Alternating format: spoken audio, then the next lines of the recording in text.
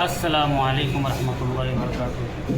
कैसे हैं हमारे जोकी और अररिया के लोग? खैरियत से हैं। देखिए, हमारे बिहार में अभी इलेक्शन आने वाला है। इसमें बहुत सारे लोग आएंगे आपको अपने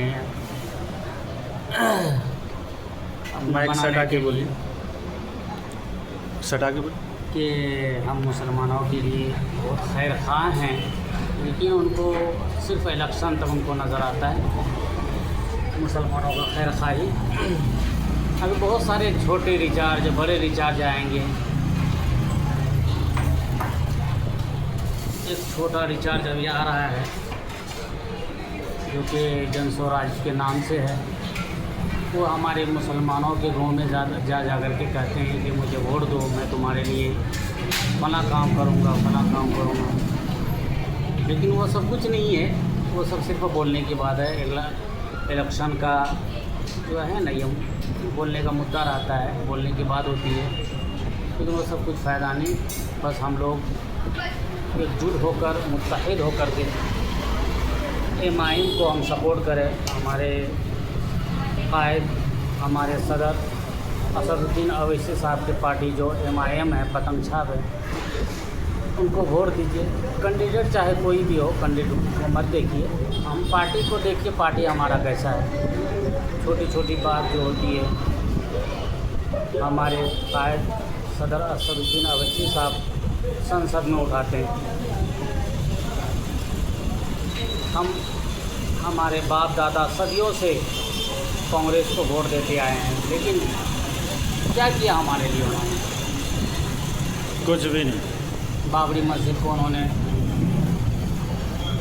ताला लगवाया, फिर ताला खुलवाया, फिर उन्होंने केस को खुलवाया। आज तलाक का जो मुद्दा उठा, तलाक के बारे में उनके मुंह में दही जम है, कुछ बोलने के बाद नहीं। एक पत्रकार जो लालू साहब के साहबजादे हैं, आपको मालूम है उनका नाम क्या है? तेजस्वी यादव साहब। उनको पूछा गया कि आई लव मोहम्मद सल्लल्लाहु अलैहि वसल्लम का एक मुद्दा चल रहा है, आप इसके बारे में क्या कहते हैं? तो उन्होंने क्या जवाब दिया कि भाई हम बिहार में रहते हैं। यार, बिहार में रहते हो तो अच्छी बात है, लेकिन ये मुद्दा बिहार का नहीं है, ये मुद्दा हमारे नबी का है, ये तमाम दुनिया का मुद्दा है ये। अब इसके बारे में कुछ बोल तो सकते हैं ना? आप मुसलमानों का सिर्फ वोट लेंगे, उनके मुद्दे इसके बारे में कुछ नहीं बोलेंगे, आप सिर्फ वोट चाहिए। मतलब उसके बारे में आप कुछ नहीं बोलेंगे, सिर्फ बेवकूफ़ बना करके आप वोट लेते जाइए। जब हमारी ज़रूरत पड़ेगी तो हमारी ज़रूरत में आप नहीं आएंगे, जब आपकी ज़रूरत पड़ेगी तो आपकी ज़रूरत में हम पेश रहेंगे। तो ये हमारे मुसलमान भाई को ख़ास तौर पर समझना है। हमारे कायद असदुद्दीन अवैसी साहब,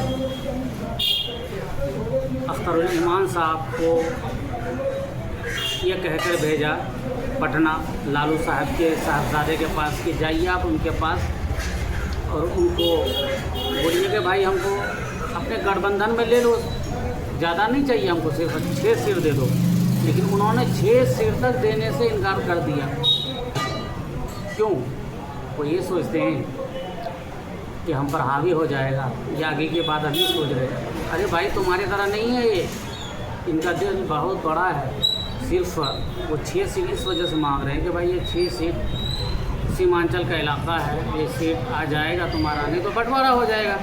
हम भी कैंडिडेट उतारेंगे, तुम भी कैंडिडेट उतारोगे, बीजेपी कैंडिडेट उतारेगी, जन स्वराज कैंडिडेट अपने उतारेंगे, और तो मुसलमानों का बंटवारा हो जाएगा और बीजेपी अपनी सीट लेकर चले जाएगा। फिर क्या होगा? ये सीमांचल का जो इलाका है बीजेपी का गढ़ हो जाएगा। आपस में हम लड़ाई करेंगे और बीजेपी का गढ़ हो जाएगा, और फिर यही हाल हमारा होगा जो हम और आप अभी जो देख रहे हैं यूपी में जो क्या हो रहा है। किसी का घर तोड़ रहे हैं, किसी को घर से निकाला जा रहा है। अभी तो एक मुसलमान के बच्चे को तो फांसी में लटका दिया। ये क्यों? क्या वजह है? क्योंकि हमारे कायद नहीं। उसका वजह यही है कि वहाँ कोई बोलने वाला नहीं है, और जो भी बोलने वाला है उनको बोलने के लिए नहीं दे रहा है। तो इस वजह से हम और आप बिल्कुल इतिहास से बिल्कुल मुत्तहिद हो जाएं। बहुत साथ दिए कांग्रेस को, जेडीयू को, आरजेडी को। जिस वक्त हमारे कोई पार्टी नहीं थी, हर जात धर्म के पार्टी है, लेकिन हमारा कोई पार्टी नहीं है। आज अल्हम्दुलिल्लाह हमारी पार्टी है, तो हम अपनी पार्टी को सपोर्ट करें। भाई वो ऐसा शख्स है, उसको तो कुछ लोग कहते हैं कि बीजेपी का बी टीम है। मेरे दोस्तों, मेरे मुसलमान भाइयों, बिल्कुल ऐसे आप बंदे पूरे, मैं कहता हूँ कि पूरे हिंदुस्तान में कोई ईमानदार ऐसा कायद नहीं होगा जो कि खाने काबा के पास जा कर के और किला पकड़ के कसम खा के कहते हैं कि अगर मैं बीजेपी से 1 रुपया लूँ तो मुझे यहाँ आने का कोई फ़ायदा नहीं है। तो ऐसा कोई कसम खाए तो और उस पर हम अगर यकीन नहीं करें तो बेशक ये हमारी गलती है।